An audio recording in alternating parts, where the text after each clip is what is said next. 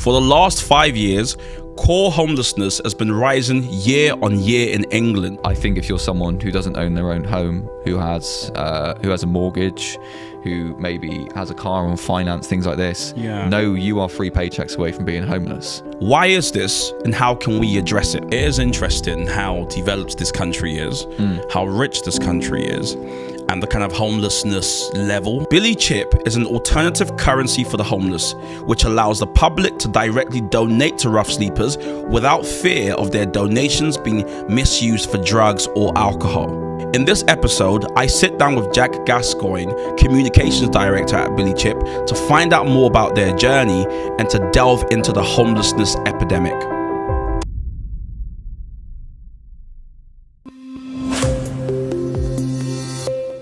I want more than just a piece. Wanna be heard from the west to the east. I worked in my craft and I prayed for my time on the scene. The man have never left my team. 19, learned the right creed. Nah, I'm not a right breed, but I might be. In my crease, Nikes, hit up my G. I'll still never sell out my theme. Well, you know about heritage, you go inherited. Don't chill with the snakes, but the flow's still venomous. Perspective is everything. So much lemonade, I don't know what a lemon is. Jack, thank you so much for being here. Thank you for having me. We just want VT about what you do, but I think it's always really good actually when guests also give have a chance to say who they are in their own words. So how do you think about yourself and the work that you do? Well, I suppose I just quite simply describe myself as Jack from Bristol, really. I'm 24. I'm quite new to the whole, I suppose, the charity industry. I've only been working in it for the last sort of 18 months, 2 years. And it's all sort of very fresh to me. So I sort of suppose I'll describe myself as still learning. I really enjoy what I do. I find it really, really interesting, and I find certain crossovers with things like that I'm sort of personally interested in for a lot into what I do with the charity and with Billy Chip. And it's sort of one of those things where if you told me 4 or 5 years ago this is what I'd be doing, I'd just I'd laugh. But now we're here, it all seems to sort of make sense and stuff. So yeah, I suppose that's me. I'm Jack from Bristol, really. Okay, I mean it's fascinating because we were talking off air about this, the fact that you're from the Chew Valley. Yeah. Now I'm from Southeast London. I have no clue what's above Tottenham. Well, yeah. I used to have changed now, but when I was younger, I didn't know what that was. So what is for those who are kind of listening? What is the Chew Valley like? What's happening there? The Chew Valley is a part of land between Bristol and Bath, and it's mainly made up of 2 lakes. So you've got Chew Valley Lake and you've got Blagdon Lake, and both of those lakes provide water for Bristol. So it's a very nice part of the country. It is a valley, hence the name Chew Valley, and there's really nice sort of little villages there. There's not a lot going on, but certainly I'd sort of rather be living there during like lockdowns, for example, than in Southeast London, because there's a lot more sort of greenery and nice walks you can go on. But I find myself coming up the M4 corridor a lot to do things because it's sort of, I suppose, where it's happening a bit more than sort of our leafy farmer fields. So what do you remember the most about growing up? I would love to, because in my head, the whole point of Common Sense is bringing people with different perspectives together, different lived experiences. I think our lived experiences are probably like opposite, right? Because I grew up in like a concrete jungle, it felt sometimes, and I'm just wondering now, what are your fondest memories of growing up where you grew up? When I was first born, I lived in the middle of Bristol. So I lived in a place called Bedminster, on a road that backed onto Bristol City's ground. So it's called Luckwell Road. People from Bristol will know it. And then I moved out to another place that was shout out Luckwell Road. And then I moved to another place called Dundry, which was sort of, I suppose, in between the Chew Valley and Bedminster. It's on like a really high hill, so we had like quite a nice view of the city and stuff, but you're sort of on the fringes there of the countryside and the city.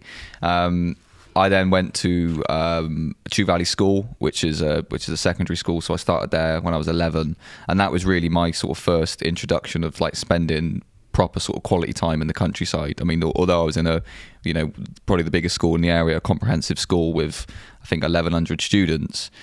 It was plonked in the middle of nowhere. So as soon as you're outside of that environment, you really have to sort of entertain yourself, really.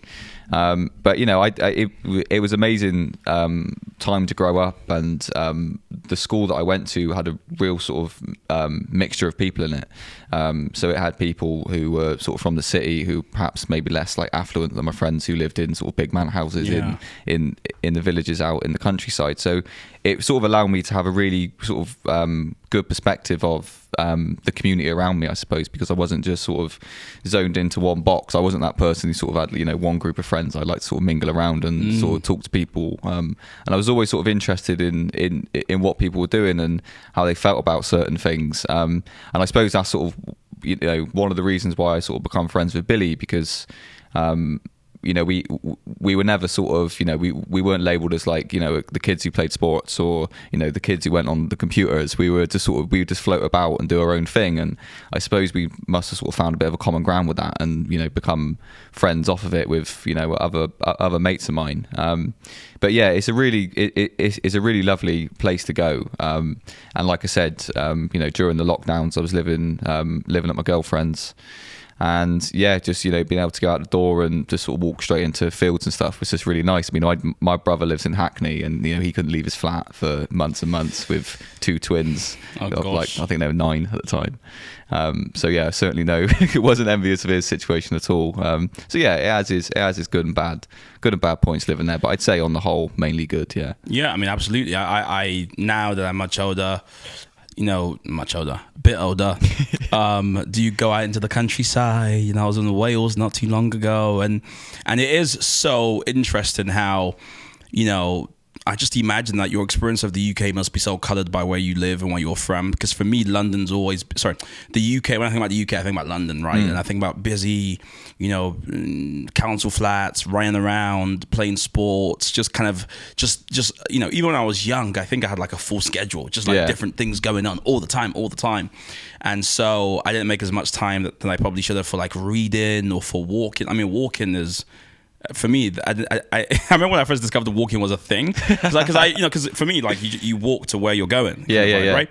So when someone's like, I'm going walking, I remember kind of thinking, young. I think I overheard someone saying that. I was thinking, well, where are you going? And they're like, no, we're going for a walk. And I thought, but you need to be going somewhere. But in some parts of the country where it's actually nice to walk, people walk. Yeah. When I was growing up, I would have walked past the local Lidl, local Tesco, there was really nothing to see like that. So that's so fascinating. Now you've mentioned Billy there, and for some people listening and watching, they might be like, "Who's that? What's going on?" So do you want to tell us a bit about who Billy was and how almost he was the impetus for the stuff you're doing now? Yeah. So Billy Abernathy Hope was one of my sort of best friends growing up. So we were quite a close knit friend group, and so from the age of I'd say 12 to the age of 20, me, Bill, and sort of 4 or 5 others, I suppose, did a lot of stuff together. We go to like festivals when we were sort of like branching out and going to like music gigs and stuff like that.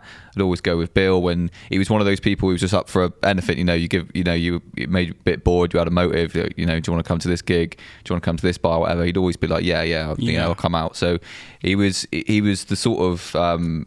I suppose he was like the life of our friendship group. He was always that one, to make jokes and be the loudest person in the room.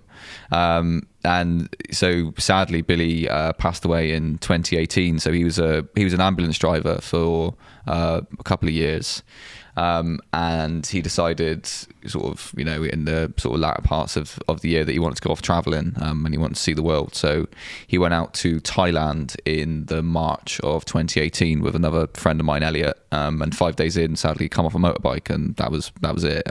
He hit the sort of soft part on the back of his head, and yeah, that was how Billy went. And because of the sort of reasons and the I suppose the sort of red tape around people dying abroad, we were never able to have a proper funeral for Billy. So he was cremated abroad, those ashes sort of sent back. So it was a really sort of strange time. And also I think that time in your life as well, when I was 19, that's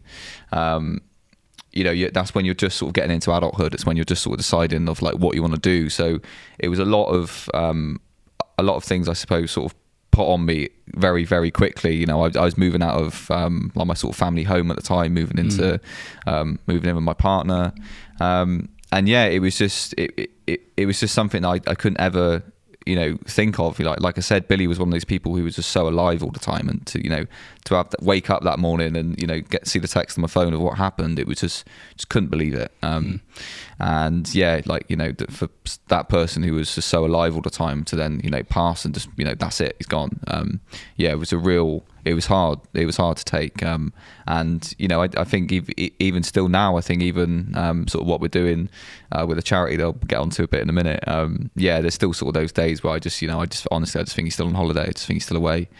But he's not, you know, he is gone. He has sort of gone on and moved on. And that's something that me and my friends have had to, suppose, deal with in our own little ways. Yeah.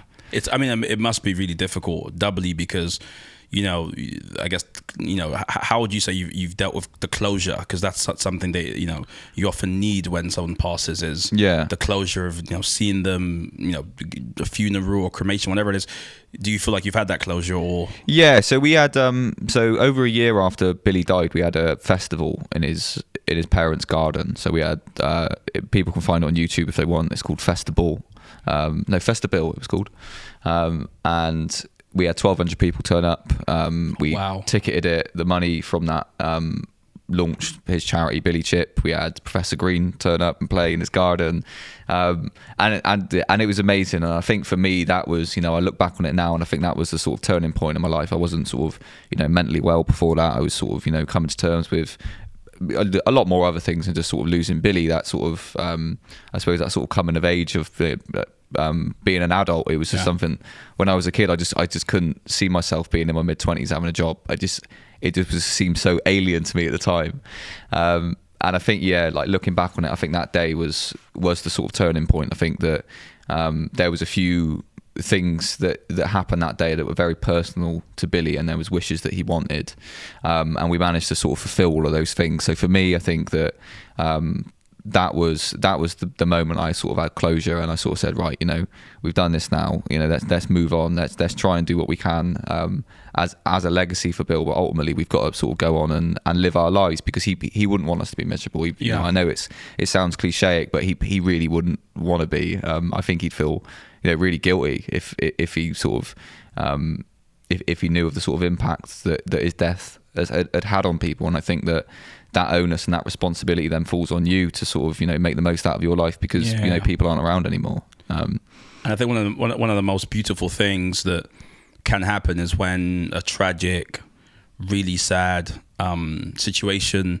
can turn into something that can do good or can be done. So you took, you know, you took, you know, that sad experience, and then you used his name or you to set up a foundation, or you kind of set up a foundation in his name. Like, how did that work? So our charity is called Billy Chip, and it is we operate a safe and secure currency for the public to donate directly to homeless people should they feel hesitant in handing over cash. That's our sort of tagline. But that idea was originally Billy's idea. So you know, I think 2 or 3 weeks before we went traveling, he was having a conversation with his dad, John. Who John used to be a sales director, you know, he used to earn sort of good money, like me, never thought he'd be running a charity in his wildest dreams.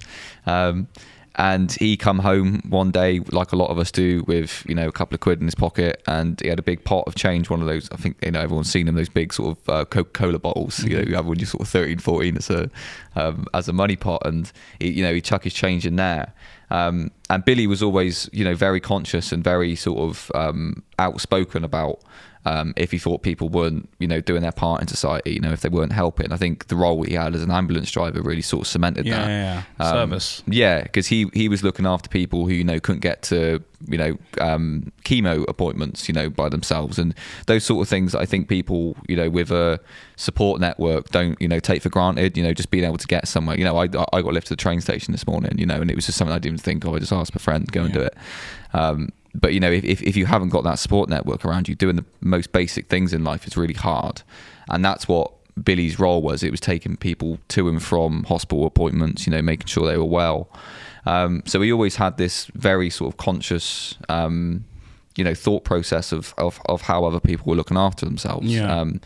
And John come home one day and chucked some change in the pot, and Billy asked him what he was going to do with it. I mean, whether that was because Billy wanted it, or whether it was he was genuinely. I think Billy just wanted to sort of talk and say what. And he said, "What are you going to do with that money, Dad?" And he said, "Oh, I don't know. I might save it up, buy a bottle of whiskey for Christmas. I might donate it to charity." He said, "Don't know why." And Bill said, "You make me laugh." He said, "You got a pot there of sort of 70, 80 quid. You don't really know how much is in there. You don't need it.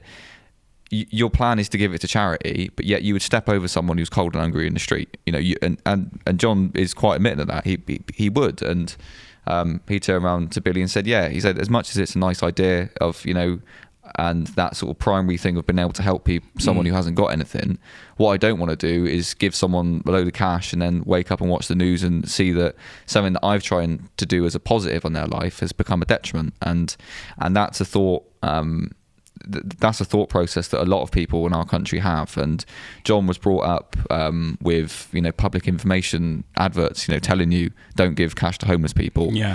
Teachers even telling them in school. I have a vague memory of police officers telling me in primary school, secondary school, but I can't quite remember, but it was certainly there. And so, John said, as much as that's a nice idea, I don't want it to cause harm to someone. And Billy turned around and said, well, why isn't there a token that you can buy for homeless people that can only be redeemed for certain things in like KFC, McDonald's, Greggs, places like that?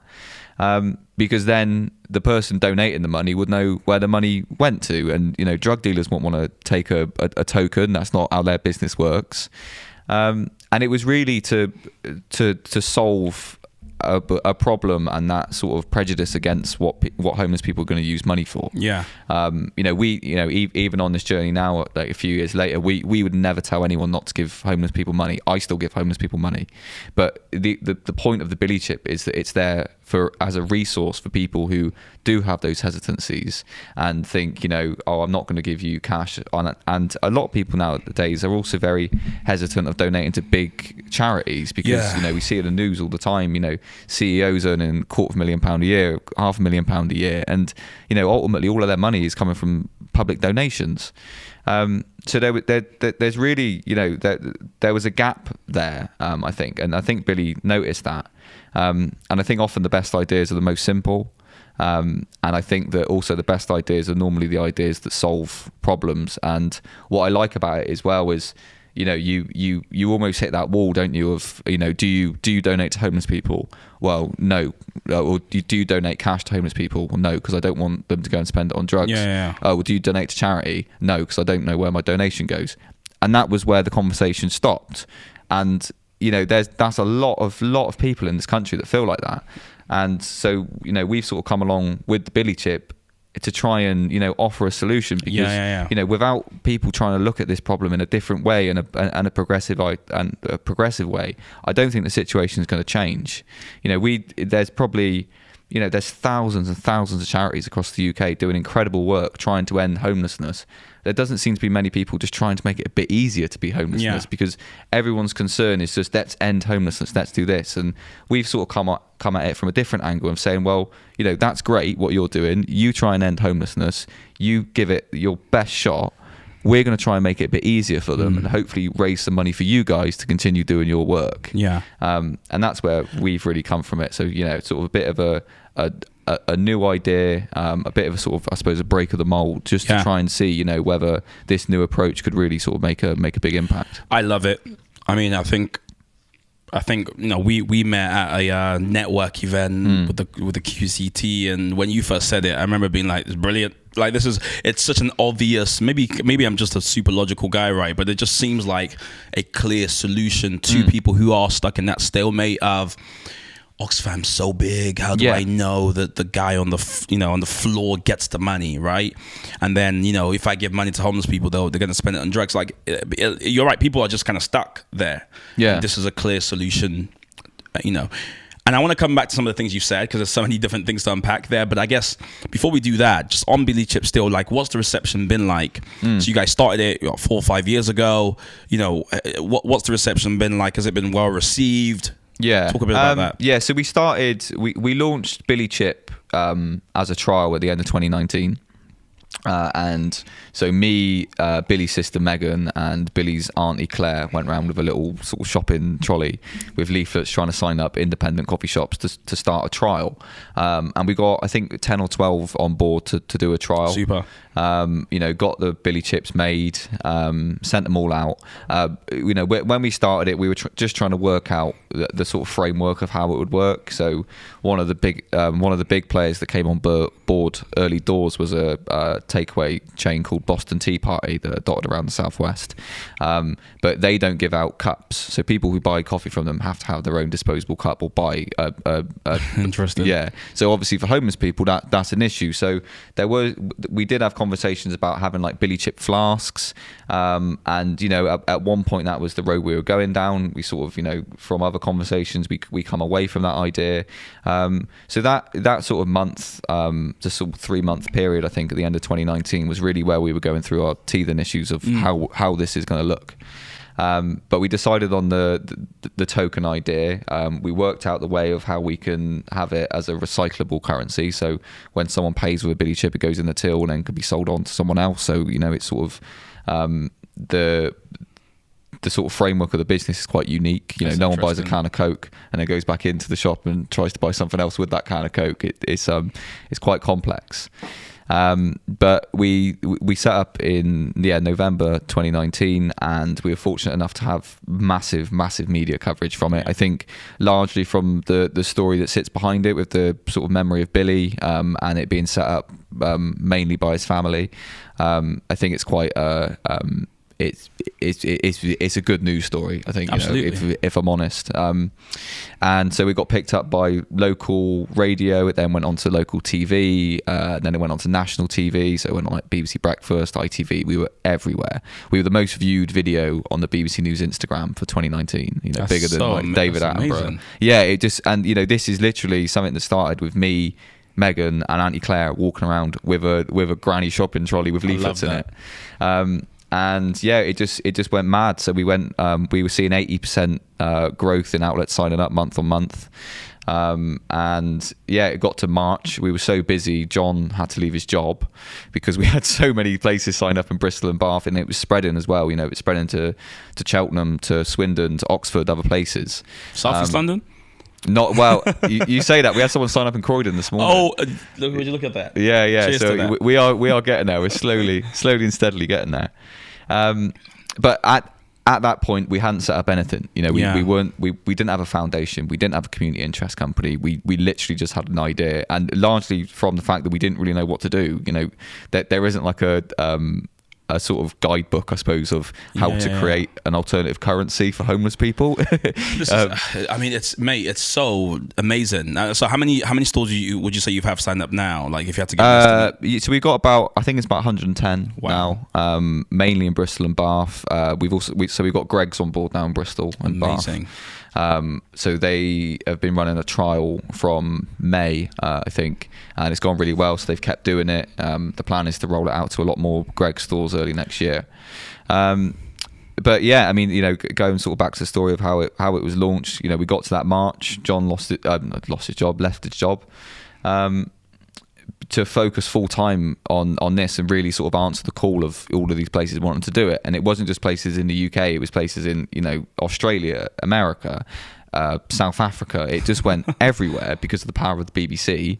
And I kid you not, about 4 days after we made this jump, we went as lockdown. Oh my days.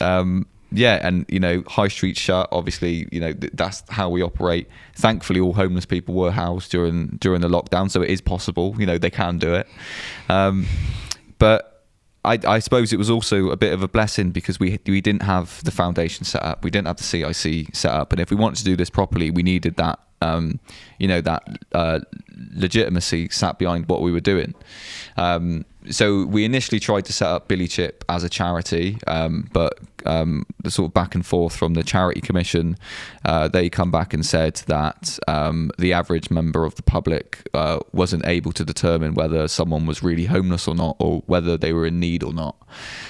So we had to set up as a community interest company, which is like the new sort of wording for an NGO. Yeah, NGO social enterprise. Yeah. And then we also set up a foundation that distributes the money that we raise. So we have Billy Chip CIC, and we have the Billy Chip Foundation, and Billy Chip CIC is asset locked to the foundation, and any profits we raise go to the foundation to then fund other homeless and mental health services. So yeah, I mean, lockdown or that sort of time was really a blessing for us, because we had that opportunity to sort of take a step back. We also set up an app, which means that regardless of where people are based in the UK, they can sign up and operate the Billy Chip. It sort of makes orders all augmented. So there's like a very sort of light background check we do on businesses to make sure you don't sell alcohol. And yeah, I mean, you sign up, it takes you about 2 minutes, and then 2 days later you have your starter pack in the post with your all your Billy Chips for free. And then at the end of the month, you submit your sales and redemptions on our app. That then creates an invoice. You pay us £2 for any chips that you sold, and then any redemptions you've given out, we then credit that invoice for £1. That's actually good. That brings me on to what I want to do next. I want to ask you a few questions. So about the Billy Chip, why do I sound like I was speaking in a Jamaican accent? About the Billy Chip. So let's do that. So for some of the people who maybe are listening, they probably can't see it, they should head over to the YouTube. You don't have to become a watcher. You can stay a listener. But you bought us this was a keychain. Why can't I say Billy?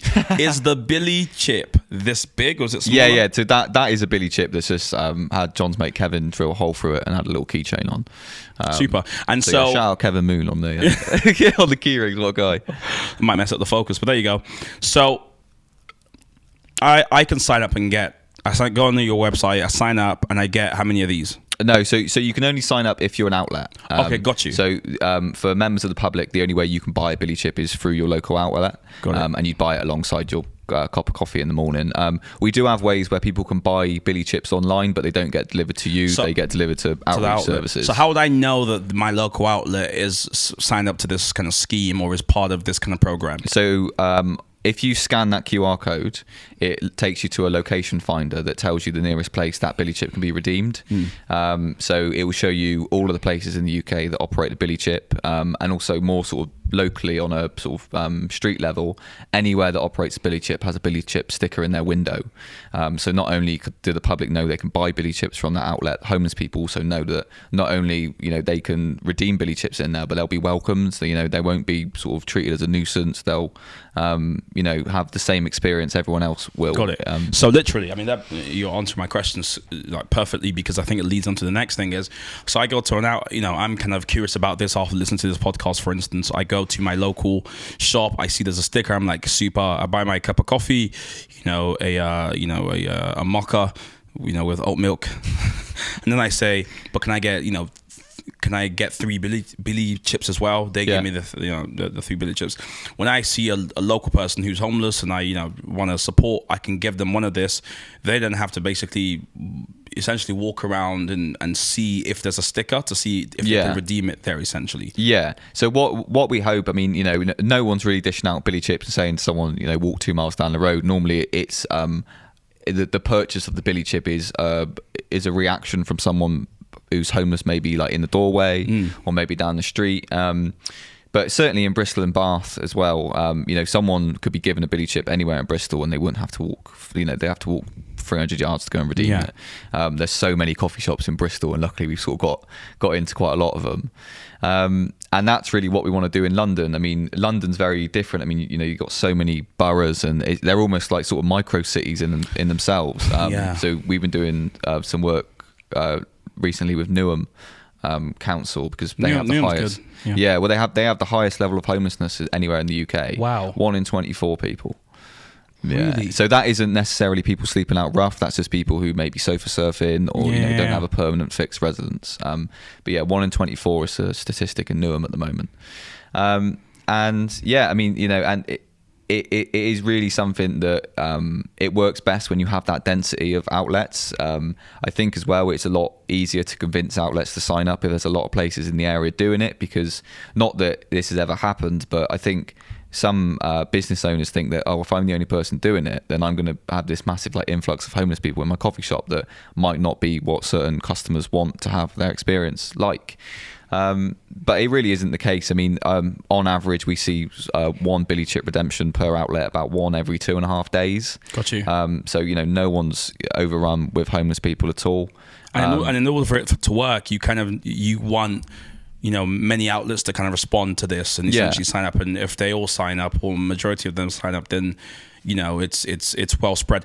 Quick question though: so when people do buy this, when does the money they pay go to the charity? Was that what you were saying as well, or does it go to the business? So we give out the billy chips to the outlets for free.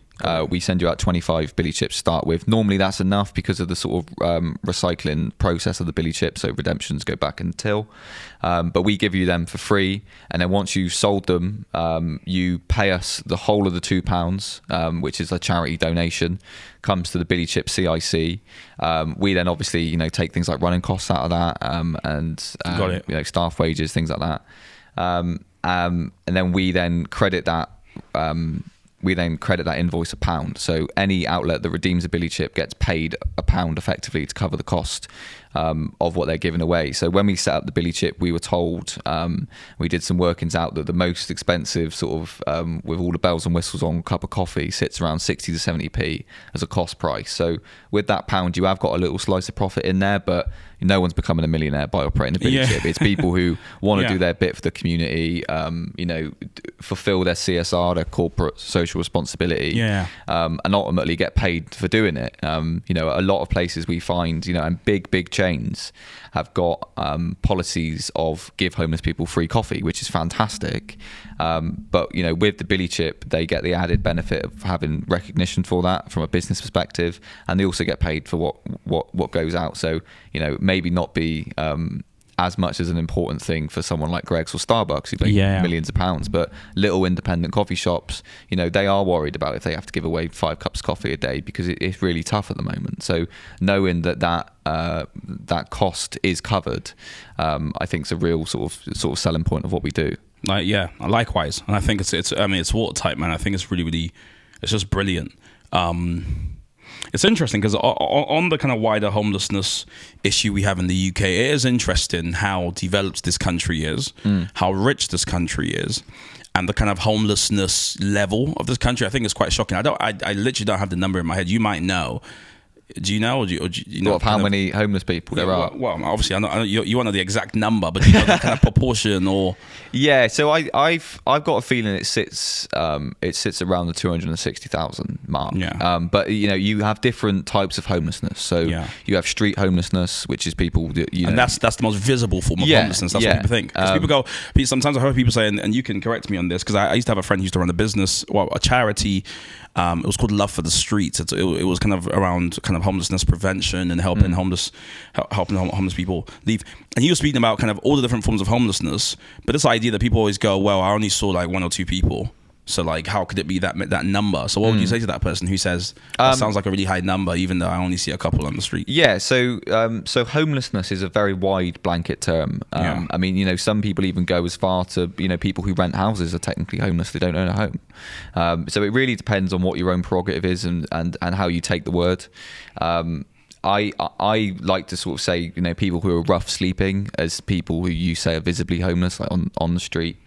But it can really be anyone. It's anyone who's sofa surfing. It's anyone who sort of is 6 weeks in between houses. And it might not be that those people, although they feel comfortable in what they're doing, and they might be staying with some really close friends, and they don't see it as that they're sort of contributing to that statistic. They are contributing to that statistic. I mean, I think for the purpose of what the billy chip is, it helps to focus on rough sleeping, because that's like really who we try and help. That's our beneficiary. I mean, it is really hard to get a real number of statistics. I mean, just from the councils that I've worked with, those numbers are based on going out in a square mile radius one night of the year, counting how many homeless people there are in that square mile, and then timesing it across the area of the city. So you end up with quite strange figures, although these figures come from massive charities. So of course we're led to believe them, and I'm not saying I don't. But sometimes they are quite hard to get your head around, whether it's that you think it's too low or whether you think it's too high. The way that they sort of end up with this number at the end does seem to be quite a strange, because it's a hard number. I mean, it's a hard number to even find. Do you think it's possible to end homelessness? Yeah, I do think it's possible to end homelessness. I think that it will be a result of a massive, a lot wider structural societal change. I don't think anyone will end homelessness if that's their main goal. I think the goal is to try and spread the division of wealth. I think that's the way to do it, which is a lot. It's a huge issue. It's an international issue. And I think that, you'll see especially in capital cities now, homelessness is increasing drastically. And it's no surprise that, that's happening whilst the rich are getting richer and the poor are getting poorer. You can't have extreme wealth without extreme poverty. It doesn't work. Chelsea and Kensington, for example, is one of the highest boroughs of homelessness in London. It also has the highest amount of millionaires and billionaires for that matter. So, it is homelessness is a result of extreme wealth, and that's interesting because what would you say to someone who says that? Hold on a minute. What about people who, because this is not my perspective at all, but people do say this. You'd have heard it before that, homeless people are just people who are not, they're not working hard, or they're not, they're on drugs, and that's why, they're homeless through a series of unfortunate events. Some maybe they're architects of. That's how they've got there. What would you say to someone who actually works in the kind of that sector? What would you say to that person who may be thinking, Yeah, I mean, from my perspective, and I'm quite clear to point out that I have been in this industry for less than 2 years, so I'm really not an expert. I can only sort of speak from my own opinion. But from certainly what I've seen, the common misconceptions people have of homelessness is that they've become homeless through a drug addiction. 9 times out of 10, that is not the case. They've developed a drug addiction from being homeless. So whether that's the communities that they're hanging around with, whether it's sort of accessibility of drug dealers, it might even be the most simple thing of the only people that come and speak to them in a day are drug dealers. And that when you have nothing else in your life and you have no companionship, it's a very different situation to be in than say you or I. And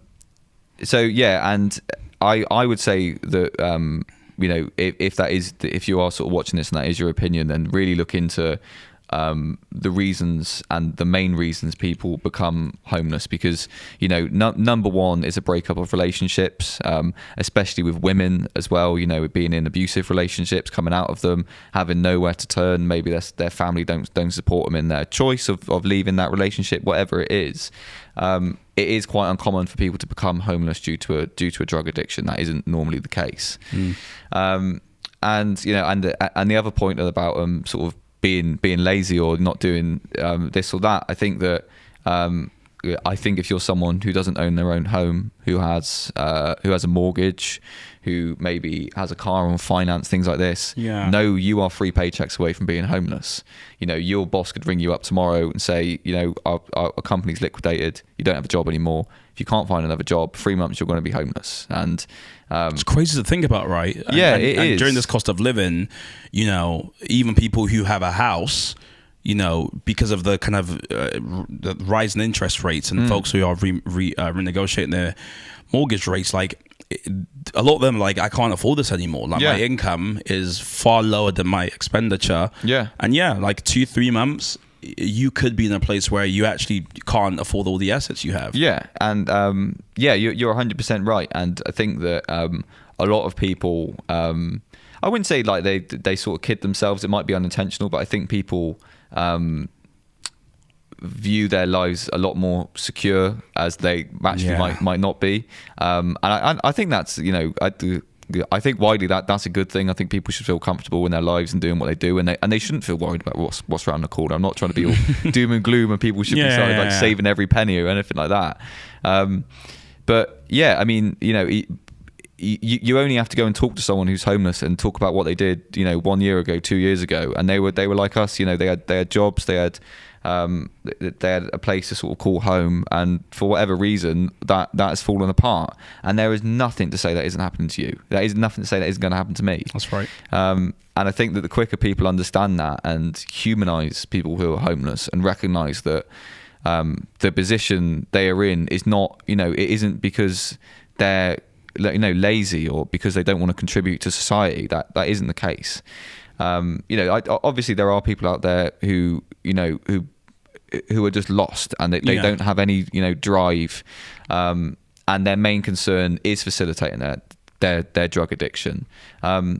But to blanket every homeless person like that, I think is unfair. And when you generalize people like that, you often lose the individuality of the support that they get. Because if you just tarnish everyone with the same brush and say, oh, well, you're all drug addicts. What if the person isn't a drug addict? They're going through a rehab program, then they just feel completely, out of the loop. A lot of places, especially in the southwest, so places like Plymouth, a lot of the homelessness there is ex-veterans. So these are people who we've sent to war. Our country have conditioned them to be a certain person. We've conditioned them to be self-sufficient, to look after themselves. They come back from war, whether they have PTSD, whether they don't have relationships, whether they can't afford things on pensions, whatever it is. They're then put out onto the streets, and then the way that they get support is by then having to be a part of society and jump through all of these hoops where we've literally conditioned not to be that person. We've conditioned to look after themselves. I think that idea of viewing everyone who is homeless the same way is damaging, because when you have different homeless people from different backgrounds, it takes away that opportunity to try and individualize their care. And that's what I'm sort of conscious about, is I don't want everyone who's homeless to be treated the sort of same, and people just think that they've ended up in this place all in the same ways, because they haven't. And every individual's person's story and problems are different, and that's what you need to get to the root of. No, absolutely. It's so interesting as well, because before sitting down with you, I was reading around the subject, trying to kind of understand just the state of given in this country. And maybe I'm pessimistic, but when I was looking at this website I told you about before, that was kind of collecting data on how much people were given in the UK, how much people donate, I was really quite shocked. And again, it might be because I live in London, but in London I'm just thinking everyone's really kind of like just trying to get through themselves. We all live in the cost of living, we're living through a cost of living crisis. But this website, Philanthropy, spoke about the idea that 62% of people in the UK actually donate or sponsor. And this was like down to data collected in 2020. And it was interesting because I was thinking, yeah, sure, everyone's giving away £1 at some stage. But then it also said the average donation that people gave, again, as of 2020, was £49. And I don't know, does that sound right to you? I mean, I'm trusting their process. I haven't looked at how detailed it was, but 62% of the British public give away money either through donations or sponsorships. Yeah, I would say that's right. I mean, if you're at the till and you chuck your 1 penny change into the pot, you're technically donating to charity. But I guess the average is also £49. Yeah, that is interesting. I would have thought that average would be higher, considering that there's 62% of the country donating. But obviously, that must factor into it, because if you've got a lot of the population donating pennies, and then you've got the 1% is donating millions, that is going to sort of equal out to sort of around that sort of amount. But yes, stats like that are always sort of really interesting, because I bet there's no one who's like donating that exact amount every year. It just sort of evens out, has that sliding scale. It is fascinating though, because it brings me on to the point you made before, which is why people maybe are skeptical of organizations or don't really give. The page reported that the kind of global philanthropy market, so to speak, is about £180 billion. And my jaw dropped, because I just thought, really? Yeah. It makes me really want to kind of check out how they did this research. But it is fascinating to me, because of all these scandals we see, people kind of think they don't need to give, or they shouldn't give, that somehow it's going to be sorted out. But of course, if everyone thinks that, then it doesn't get sorted out. No one gives, right? So what would you say to people who are wondering how they can support you, how they can get involved with what you're doing? Yeah. Maybe they're individuals and not organizations. You know, what would be the one piece of advice you'd give them? What would that be? So I'd say, just going back on the stat of philanthropy, I think that it's key to mention that any money that's given out in philanthropy is essentially spare money. So it's money that people have, it's excess wealth that people have earned. You know, hats off to them. Well done for earning a load of money. That's, you know, it's not taking anything away from people who are careerists and want to make the most of their lives. You know, and it's fantastic when someone has a drive and it pays off. But I think it's key to remember that term philanthropy, and that money is spare money. So, you know, when we're constantly told, you know, there isn't enough money for this, there isn't enough money for that, there is. It just sits in the bank accounts of people who have so much wealth they don't know what to do. They can't spend it all. There's also another avenue of philanthropy where, and you know, this is, again, it isn't a bad thing if people are donating money to good causes for whatever reason. Great. A lot of it is due to sort of like tax reasons as well. So, you know, whether, you know, I can't talk about how it is because I'm not an economist, but I know for a fact that it's to do with sort of balancing books, and also, you know, people donate money to a certain cause to be able to use that as a gap in the market to be able to promote their businesses. So, you know, that's a whole other sort of ethical. Yeah, I mean, you're literally opening other episodes here because that's so. Is it not called greenwashing when people sort of when brands kind of align themselves with progressive causes to kind of to try and I mean shift the branding and stuff like that. I remember a campaign my family were involved as a few years ago called "Fair Trade is a Worker's Right and Not a Gap in the Market." I think that a lot, you know, the sort of new fair trade now is climate. I think, you know, people having recyclable packaging and stuff, but it all helps. And, you know, what you're going to do, you're going to tell companies not to do that. You know, what is the key? But, you know, you're not going to get to the bottom of that unless you have the conversations and unless you make it a lot more open and admit, like, you know, for example, philanthropists that donate all of this money have so much excess wealth they can do it. You know, going back to you know, saying about how people can help. If you're a millionaire, let me know. You know, I'll take any check. I'll also take a check. I think if a millionaire's watching, you know, we would all love to. Yeah, but you know, if you're not a millionaire and you're part of the 99.9% of the rest of us, we have a section on our website called Chip In. And people can go on there and sign up as a Billy Chip volunteer. And what that does is it gives you access to literature that you can take into your local coffee shops. And when you sign up as a volunteer, you get an individual unique volunteer code. And if your local coffee shop signs up to Billy Chip using your code, you then get entered into monthly prize draws. So concert tickets, signed merchandise, festival tickets, things like that. We do a monthly prize draw, and that goes away to all of our volunteers who have signed up an outlet. Love that. So yeah, I mean, you know, it's really for people who sort of see it and think, oh, wouldn't it be great if my coffee shop did that? Or, you know, wouldn't it be brilliant if that, you know, if there was a way that I could help my homeless community? Because, you know, be honest with yourself. You know, if you do have these prejudices, don't hide from that. You know, be honest about it and say, you know what, you know, I'm not comfortable giving cash to this person because I think it might make them ill. But then also look to Billy Chip as a solution to that, because, you know, that's what we're really trying to be. And, you know, you also have that whole other angle with Billy Chip that when you buy one, you're also donating to charity yourself, and that money does go somewhere. And people can see what we fund in Bristol. We fund a charity called Bristol Suicide Prevention, which, you know, needs no explanation. They do incredible work, you know, waiting out on the Clifton Suspension Bridge at 4 a.m, you know, waiting for people to sort of turn up. The work they do is just, you know, it's God's work. It really is. And then there's also a homeless charity that we support in Bristol heavily called Help Homeless Bristol, that have created almost like a container village, so shipping containers down in very near to where I used to live in Bedminster. And it's ran by a guy called Jasper, who's just brilliant. You know, he's real sort of, you know, heart of Bristol, everyone knows him sort of thing.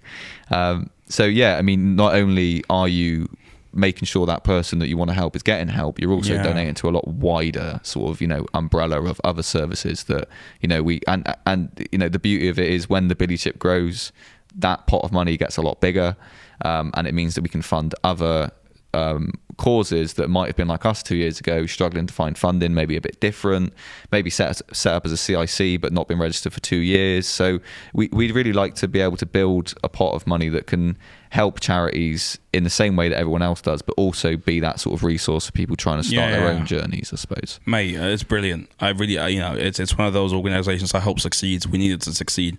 No doubt it looks like it will. And yeah, more grease to you and the other members of the team's elbow, as it were. But thank you. We'll definitely be keeping Billy Chip kind of on our radar, and I think we've actually got an article we're working on, kind of detailing what you guys do as well. So yeah, thanks for coming in. Thank you for having me. Yeah, good luck with the future. Top man, thank you very much.